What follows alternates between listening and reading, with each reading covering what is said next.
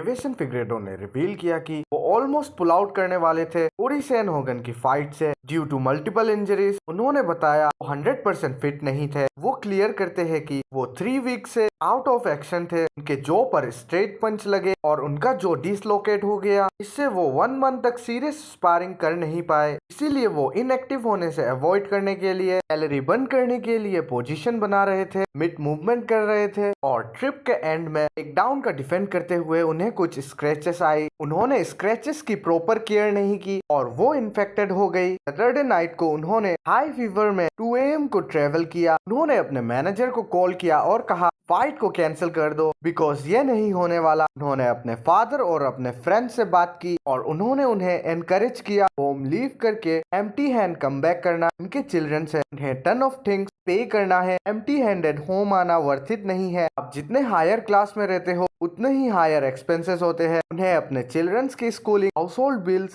पे करना है। उनके ब्राजील में थोड़े इन्वेस्टमेंट है। अलेक्जेंडर वोल्कानोव्स्की ने कहा कि अगर वो UFC 314 के अंदर नॉकआउट लॉस सफर करते तो वो प्रोबेबली रिटायर्ड कर जाते MMA से। और उनसे जब अपने नेक्स्ट ओपोनेंट के बारे में पूछा गया तो अभी भी वो मोब्सार एवलोइव की ही बातें कर रहे थे। उनका अनडिफीटेड रिकॉर्ड वोल्कानोव्स्की के रिकॉर्ड के अंदर बहुत ही एपिक शो करेगा और इसीलिए उन्हें मोब्सार एवलोइव चाहिए। उन्होंने कहा मोब्सार एवलोइव एक टफ ओपोनेंट है, वो इम्प्रूव कर रहे हैं डे बाय डे और अगर वो वोल्कानोव्स्की से हारते भी है तो वो फेदरवेट में हमेशा एक टॉप कंटेंडर रहेंगे। अलेक्जेंडर वोल्कानोव्स्की ने कहा कि वो नियर फ्यूचर में इलिया टुपुरिया के अगेंस्ट रीमैच हैपन होते हुए नहीं देखते, बट वोल्कानोव्स्की चाहते हैं ये रीमैच लाइट वेट में हो। अगर इलिया बेल्ट को विन कर ले वो अपने फेदरवेट बेल्ट को डिफेंड करे। इमेजिन करो कि अगर इलिया बेल्ट को जीत जाए और रीमैच हो वोल्कानोव्स्की वर्सेस इलिया टुपुरिया तो ये परफेक्ट होगा वोल्कानोव्स्की के लिए। चले बढ़ते नेक्स्ट अपडेट की ओर। खामजात चिमाएव ने जो ट्वीट कर कहा था वो मर्डर के लिए प्रिपेयर कर रहे हैं तो इसके ऊपर ड्रिकेस डुप्लेसिस ने भी अपना रिएक्शन देते हुए कहा उन्होंने ऐसा पहली बार सुना है। Shakespeare in the house. ड्रिकेस डुप्लेसिस के ट्वीट बहुत ही ज्यादा अंडररेटेड होते हैं, हमेशा कुछ ना कुछ यूनिक करते हैं। ड्रिकेस डुप्लेसिस ने कहा है कि UFC ने उन्हें खामजात चिमाएव के अगेंस्ट फाइट के लिए 2 पॉसिबल डेट्स दी है और कहा कि ये फाइट विद इन 4 मंथ्स के अंदर होगा। ड्रिकेस ने बताया उनके पास 2 पोटेंशियल डेट्स है। उन्होंने ऑलरेडी ही बोथ को एग्री कर लिया है। अनाउंसमेंट सून ही आएगी। ये नेक्स्ट कपल ऑफ मंथ्स के अंदर हैपन होने वाला है। मिनिमम 4 मंथ कुछ भी साइन नहीं हुआ है लेकिन वो ऑलरेडी ही एनी डेट पर एग्री हो चुके हैं। एलेक्स परेरा ने अपने एक्स के थ्रू ट्वीट करते हुए कहा उन्होंने ऑलवेज UFC के कॉल्स का आंसर किया है लेकिन अगर वो मेरे साथ प्ले करना चाहते हैं तो हम ऐसा कर सकते हैं। उन्होंने कभी भी UFC के बारे में बुरा नहीं कहा है लेकिन जो उन्होंने अभी सुना है उससे वो डिसहार्टेंड है। उनके मन में ऑलरेडी ही अब और नहीं फाइटिंग करने के